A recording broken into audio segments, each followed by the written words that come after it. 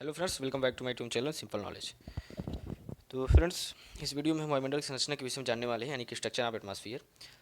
पिछले वीडियो में मैंने आपको वायुमंडल के विषय में बताया था कि वायुमंडल क्या है और इसमें क्या क्या पाए जाते हैं, जिसमें हमने आपको गैसें, वाटर वेपर यानी कि जलवाष्प, और उसके बाद डस्ट पार्टिकल यानी कि धूल कण के विषय में बताया था। तो इस वीडियो में वायुमंडल की संरचना के विषय में जानने वाले हैं कि वायुमंडल की कितनी परतें हैं और उन परतों में क्या रिलेशन है और उनका हमारे दैनिक जीवन में क्या उपयोग है। तो दोस्तों, जैसे कि इसकी 5 परतें हैं, तो इन परतों को हमने वायुमंडल की स्टडी के लिए ही बांटा है, ताकि हम वायुमंडल का अच्छे से स्टडी कर पाएँ और जान पाएँ कि वायुमंडल बेसिकली है क्या। तो उन्हीं परतों को हम जानने वाले हैं और जानते हैं कि उनके बीच क्या रिलेशन है। तो चलिए हम वायुमंडल की परतों को देखते हैं। और हाँ दोस्तों, एक बात मैं बताना भूल गया कि इस वीडियो को आप लास्ट तक देखिएगा, क्योंकि अगर आप बीच में स्किप कर देते हैं तो आपको ये नहीं समझ में आएगा। हो सकता है कि इस वीडियो को देखने के बाद आपको नेक्स्ट वीडियो देखने की ना ज़रूरत पड़े, क्योंकि इसमें मैं बहुत ही आसान भाषा में समझाने वाला हूँ परतों के विषय में। तो वीडियो को लास्ट तक देखिएगा। तो चलिए शुरू करते हैं। तो जैसे कि आप देख पा रहे हैं कि वायुमंडल की संरचना, स्ट्रक्चर ऑफ एटमॉस्फेयर, इसमें लिखा है कि पृथ्वी के वायुमंडल को पृथ्वी की सतह से लेकर उसके ऊपरी स्तर तक निम्नलिखित 5 स्तरों में बांटा गया है। अर्थात इसकी जो परतें हैं वो 5 परतें हैं। जो फर्स्ट है क्षोभ मंडल यानी कि ट्रोपोस्फेयर, सेकंड है समताप मंडल स्ट्रेटोस्फेयर, मध्य मंडल मेजोस्फेयर, ताप मंडल थर्मोस्फेयर, इसे आयन मंडल भी कहते हैं और इंग्लिश में आइनोस्फेयर कहते हैं। और लास्ट है वायुमंडल या बहिर्मंडल, इसे इंग्लिश में एक्सोस्फीयर भी कहते हैं। तो दोस्तों, ये वायुमंडल की परतें हैं। तो चलिए हम इन 5 परतों को एक एक करके देखते हैं और जानते हैं इनकी क्या क्या विशेषताएं हैं और इनका हमारे दैनिक जीवन के ऊपर क्या प्रभाव है। तो उसके पहले हम फिगर के बारे में कुछ बताना चाहते हैं। तो जैसे कि आप देख पा रहे हैं कि ये क्षोभ मंडल है, धरातल से लेकर 18 किलोमीटर तक पाया जाता है। यानी कि पृथ्वी से लेकर नीचे से, धरातल से लेकर 18 किलोमीटर तक क्षोभ मंडल पाया जाता है। इसमें समस्त मौसमी घटनाएं घटित होती हैं, जैसे कि वर्षा हो गया, तूफान, आंधी वगैरह।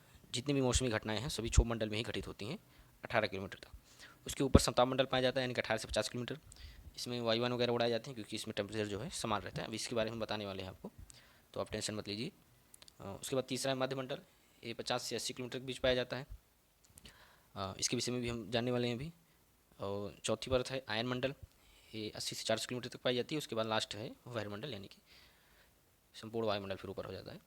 तो चलिए हम एक एक करके जानते हैं। तो पहले हम क्षोभ मंडल के विषय में जानने वाले हैं। तो दोस्तों, मैं आपको आसान भाषा में समझा देता हूँ, बाकी जो मैंने इस नोट्स बनाई है इसे मैं स्क्रॉल करते चला जाऊँगा। आप पॉज करके इसको चाहे तो लिख सकते हैं कॉपी में, या इसे आप स्क्रीनशॉट भी इसका ले सकते हैं। तो चलिए मैं क्षोभ मंडल के विषय में आपको बताता हूँ, यानी कि ट्रोपोस्फेयर।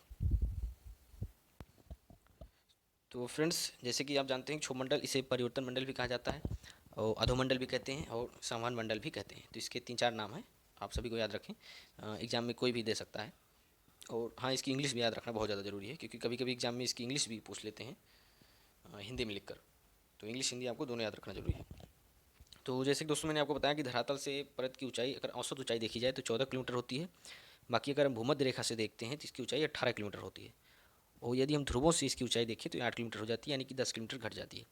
और ध्रुवों पर इसकी 8 किलोमीटर होने की ऊंचाई का कारण ये है कि जैसे जैसे हम ध्रुवों विषुवत रेखा से ध्रुवों की ओर आगे बढ़ते हैं, तो जो क्षोभ सीमा होती है वो पृथ्वी के निकट आती जाती है, तो जिसके कारण इसकी ऊंचाई जो है कम हो जाती है। तो दोस्तों, एक कारण ये भी है। और दूसरा, क्षोभ मंडल की ऊंचाई जाड़ों की अपेक्षा गर्मियों में अधिक हो जाती है।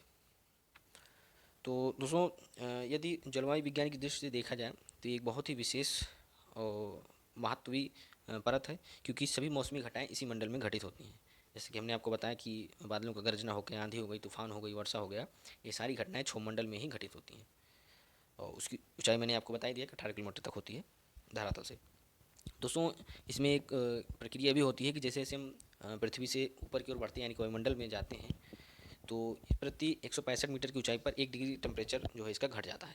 यानी कि 165 मीटर की ऊंचाई पर यदि हम जाएंगे तो 1 डिग्री टेम्परेचर इसका घट जाएगा, और इसे ही सामान्य ताप ह्रास दर भी कहते हैं। और दोस्तों, परिवर्तन मंडल कहने का इसका आशय है कि इस मंडल में वायु जो है कभी शांत नहीं रहती, यानी कि वायु जो है हमेशा चलती रहती है और कुछ न कुछ इसमें परिवर्तन होते रहते हैं और जारी रहता है परिवर्तन, तो इसलिए इसे परिवर्तन मंडल भी कहा जाता है। तो आई होप दोस्तों क्षोभ मंडल आपको समझ में आया होगा। तो चलिए मैं इसको स्क्रॉल कर देता हूँ, आप स्क्रीन शॉट ले सकते हैं।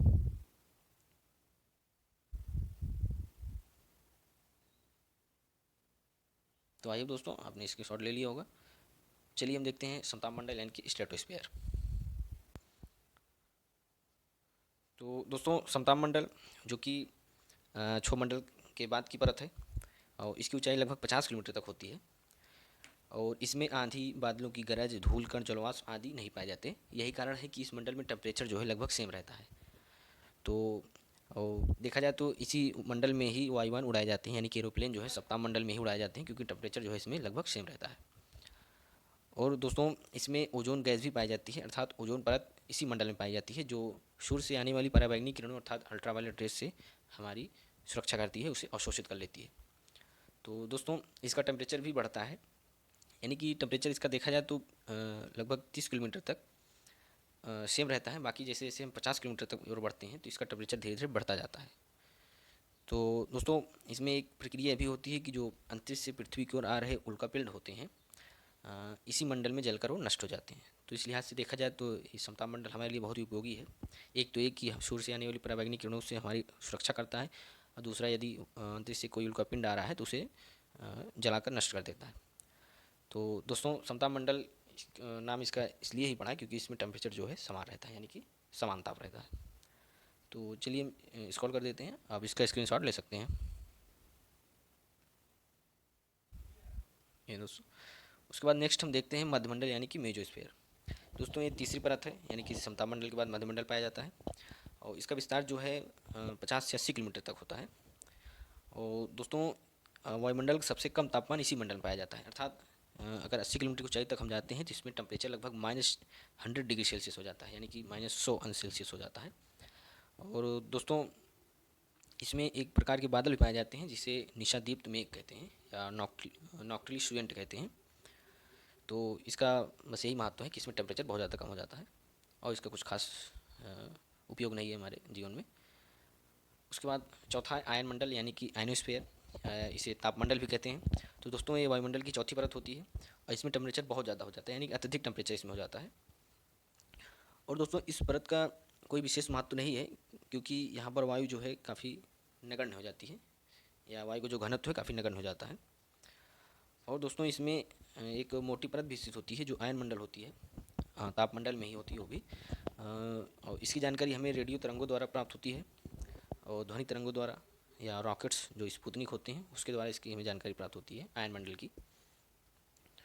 तो दोस्तों इसका मेन उद्देश्य यही है, या जो इसका हमारे दैनिक जीवन में उपयोग है यही है कि पृथ्वी पर संचार साधनों का संचालन करती हैं। इस परत के द्वारा ही संभव होता है और इस दृष्टि से यह मानव के लिए विशेष उपयोगी है, यानी कि संचार के साधन के रूप में देखा जाए जो तरंगे वगैरह हैं उन्हीं के लिए आयनमंडल उपयोगी है। तो मैं स्क्रॉल कर दे रहा हूँ, आप स्क्रीनशॉट ले सकते हैं। उसके बाद लास्ट देखते हैं एक्सोस्फीयर यानी कि वायुमंडल। तो दोस्तों तो इसे वायुमंडल भी कहते हैं क्योंकि ये वायुमंडल होता है, इसके बाद कोई परत नहीं पाई जाती, तो इसलिए इसे वायुमंडल भी कहते हैं या वायुमंडल कहते हैं, और इंग्लिश में देखें तो एक्सोस्फीयर कहते हैं। तो दोस्तों इस मंडल में हाइड्रोजन तथा हीलियम जैसी हल्की गैसों की प्रधानता है, यानी कि इसमें हाइड्रोजन और हीलियम जैसी गैसें अत्यधिक पाई जाती हैं। और दोस्तों देखा जाए तो इसमें वायुमंडल की यानी कि वायुमंडल का जो तापमान होता है इसमें भी बहुत अधिक होता है, परंतु यह तापमान हमें महसूस नहीं होता। कारण इसका यह है कि इसमें वायुमंडल उपस्थित नहीं है, अर्थात वहाँ पर वायु है नहीं, तो इसलिए हमें महसूस नहीं होता, और डस्ट पार्टिकल भी नहीं है, तो इसलिए टेम्परेचर जो है वायुमंडल में हमें महसूस नहीं होता, परंतु टेम्परेचर बहुत ज़्यादा अत्यधिक हो जाता है। तो यदि हम यान से अपना हाथ बाहर निकालें इसमें, या मान लीजिए कोई व्यक्ति यान पर जा रहा है और यान से अपना हाथ अगर बाहर निकालता है तो उसे टेम्परेचर जो है मालूम नहीं पड़ेगा, लेकिन उसका जो हाथ रहेगा वो एकदम गल जाएगा। तो और दोस्तों इस मंडल की जानकारी जो है अभी तक बहुत ज़्यादा नहीं प्राप्त हो चुकी है, लेकिन यह है कि इसकी खोज अभी जारी है। और हाँ, इसकी एक विशेष उपयोगिता यह है कि उपग्रह जो है वायुमंडल में ही स्थापित किए जाते हैं, यानी कि सैटेलाइट इसी मंडल में स्थापित किए जाते हैं। और इसकी ऊंचाई हमने बता ही दिया आपको, लगभग 1000 रहती है या इसके ऊपर भी मानी जाती है। तो चलिए हम इसको स्क्रॉल कर देते हैं। तो ये था दोस्तों वायुमंडल की संरचना। आई होप दोस्तों वीडियो आपको अच्छा लगा हो। यदि आपकी कोई क्वेरी हो तो आप हमें कमेंट कर सकते हैं। वहाँ दोस्तों वीडियो को लाइक, शेयर और चैनल को सब्सक्राइब करना मत भूलिएगा। तो चलिए मिलते हैं नेक्स्ट वीडियो में। Thanks for watching this video.